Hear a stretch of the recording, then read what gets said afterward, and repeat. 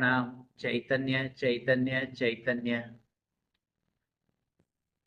संपूर्ण पृथ्वी में 227 देशों में महात्मा गांधी जी के आध्यात्मिक गुरु श्रीमद राजचंद्र जी द्वारा रचित आत्मसिद्धि शास्त्र की मंगल स्थापना के पश्चात अभी हम यहाँ पर छत्तीसगढ़ राज्य के राजनांदगांव शहर में आए हुए हैं।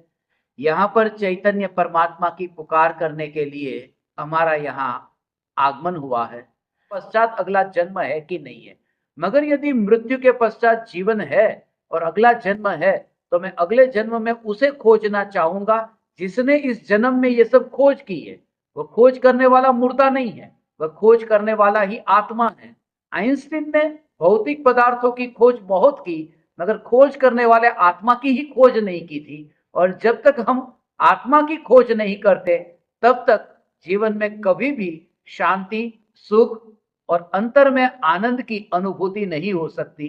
प्रत्येक व्यक्ति सुखी होना चाहता है, सुख की प्राप्ति चाहता है, मगर साधन उन वस्तुओं का अवलंबन लेना चाहता है जो वस्तु ही क्षणिक है। यदि तुम टिक करके रहना चाहते हो और यदि लाठी ही टूटी हुई हो तो कैसे टिक करके रहेंगे। यदि पहाड़ के शिखर की यात्रा करनी है और रेलिंग ही यदि टूटी हुई है तो पहाड़ के शिखर पर कैसे पहुंचेंगे, गिरेंगे। जिसका अवलंबन लेते हैं वही यदि क्षण भंगुर है तो हमारा सुख नित्य कैसे होगा। हम सुख लेना चाहते हैं क्षणिक वस्तुओं से, जैसे मोबाइल फोन है, वह क्षण भंगुर है। और हम सुखी होना चाहते हैं कि हमारा सुख हमेशा रहे। मोबाइल ही हमेशा नहीं रहेगा तो सुख हमेशा कैसे रहेगा। इसलिए सुख के लिए कुछ ऐसे पदार्थ की खोज करनी चाहिए जो हमेशा टिक करके रहता है, और वो एक ही है, निज चैतन्य परमात्मा, निज शुद्धात्मा। जिसे आत्मा कहो, जिसे परमात्मा कहो, जिसे शुद्धात्मा कहो, जिसे चैतन्य कहो, इसे नाम कुछ भी दो। जिस स्वरूप की अनुभूति से, जिस चैतन्य शुद्धात्मा की अनुभूति से हमारे अनंत दुखों का नाश होता है, उस स्वरूप को पहचानने के लिए हमें ये सत्संग का श्रवण करना चाहिए। आज यहाँ राजनांदगांव की धरती पर, यहाँ नवकार भवन में हम उपस्थित है और यहाँ 4 दिन का भव्य कार्यक्रम का आयोजन हुआ है। और आप सभी इस नवकार भवन में सुबह 10 बजे और शाम को 8 बजे प्रवचन के लिए पधार सकते हैं। आप वहाँ की भाषा में अपनी बातों को रखते हैं, तो इस पर आप क्या कहना चाहते हैं, कैसा होता है? ये कैसे संभव है कैसे कि आप उस भाषा को तुरंत सीख जाते हैं? इसमें विश्व के अनेक वैज्ञानिक भी इस पर रिसर्च कर चुके हैं, कर रहे हैं। आपको ऐसे बहुत से प्रवचन भी हमारी चैनल पर भी मिलेंगे। दुनिया में जिस देश में मैं गया, कोई भी देश मुझे नया नहीं लगा। उस देश की धरती पर पैर रखते ही वहां की भाषा सहज ही वहां से ज्ञान में रिकॉल होती। It takes about 10 to 12 years if you want to speak Mandarin language fluently.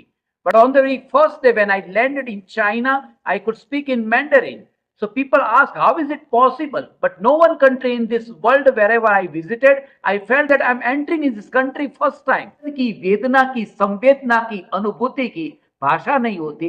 पशु बोल नहीं सकते, ऐसा हम कहते हैं। पशु तो बोलते हैं, हम समझ नहीं सकते। उनकी भी भाषा होती है, हम नहीं समझ पाते। और एक बात और कि कुत्ता है, जैसे मैं आपको एक बात बताऊं कि एक गांव में अब घर का किचन का दरवाजा खुला है और कुत्ता आया और उसने एक रोटी थी, उस रोटी को वहां से उठाया और लेकर भागा। इतना भागा कि छुप करके कहीं कोने में जाकर के उसने रोटी को वहां नीचे रखा, फिर पीछे मुड़कर देखा और रोटी को उसने खाया।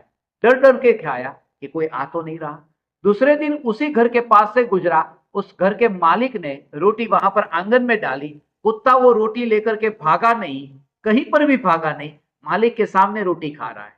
तो कुत्ते को भाषा नहीं आती, चोरी ये शब्द नहीं आता, मगर उसे पता है कल का माल चोरी का था, इसलिए भागने की जरूरत है।